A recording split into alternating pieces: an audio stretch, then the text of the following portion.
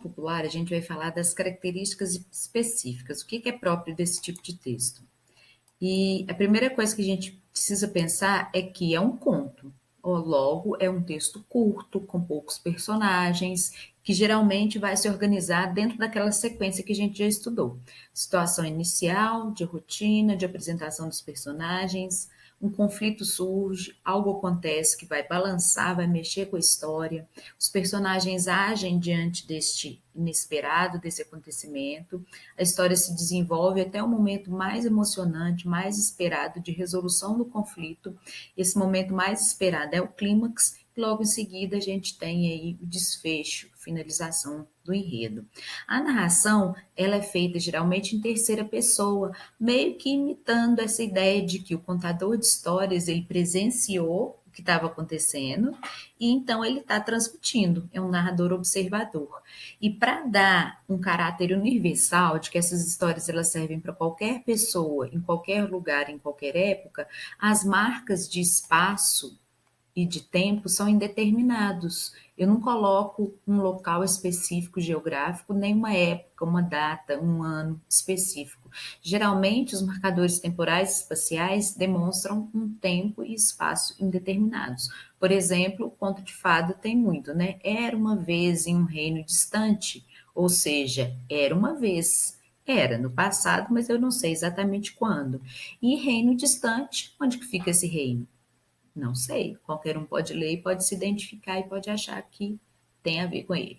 E para preservar a linguagem original dos contos, mesmo hoje a gente tendo contato com eles pela escrita, eles preservam o que a gente chama de marcas de oralidade. O que são marcas de oralidade? Eu trago para a escrita os modos de falar. Eu tento representar na escrita, que na maioria das vezes é mais formal, o modo como as pessoas se expressavam pela fala.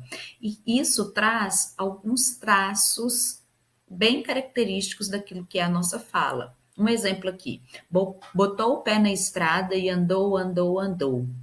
Botou o pé na estrada. Então, algo mais informal, uma expressão típica da oralidade.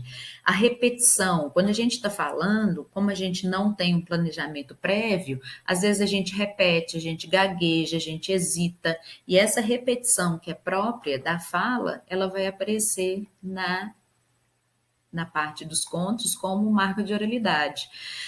Tá bom demais ficar por aqui, bom demais, regionalismo. Às vezes a linguagem do conto traz um pouco daquilo que é a linguagem do local em que ela surgiu.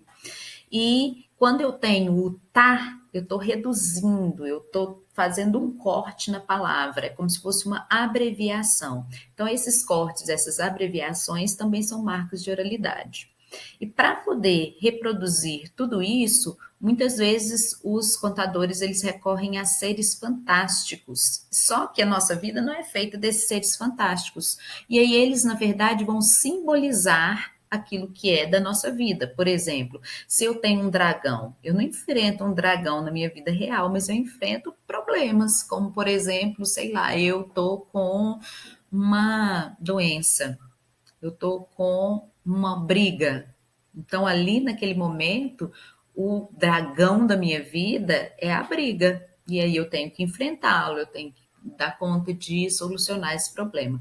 Então, isso tudo faz com que o conto popular ele vá ganhando características muito próprias e a gente, quanto mais textos a gente for lendo, mais a gente vai se apropriando dessa ideia dos personagens como símbolos e a gente tem que tentar perceber o que eles representam, qual que é a lição que eles trazem, já que os contos tinham essa função moralizante. E também a gente vai tentando perceber o que está ali naquela linguagem que é próprio do texto oral e que está ali preservando a origem, a versão que foi criada na época em que os contos eram transmitidos oralmente de geração em geração. Certo? Então, essas são as características. A gente vai ler texto, vai cada vez mais se apropriando disso. E aí também a gente tem que lembrar que desde que nós somos criancinhas, a gente ouve muitas dessas histórias. Então, agora é só a gente pensar que são histórias de tradição oral e por que elas foram sendo usadas aí ao longo da nossa trajetória, certo? Vamos daqui a pouco, então, ler um exemplo para ficar mais concreto. Até já.